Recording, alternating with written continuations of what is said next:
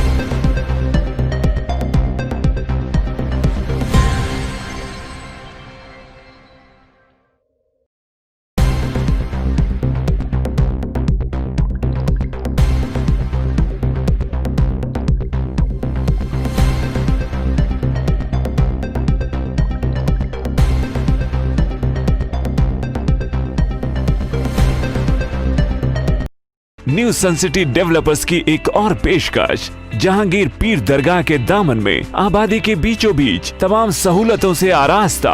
Airport से सिर्फ 20 minutes drive पर LV प्रसाद आई हॉस्पिटल और नाटको फार्मा के करीब। Commercial and residential plots, 100 square yards plot, easy instalment, gram panchayat approved layout, conversion land, 100% vastu, spot registration, clear title, 10 year security, water, electricity, 25 से 30 feet road, school, transport facility, gated community.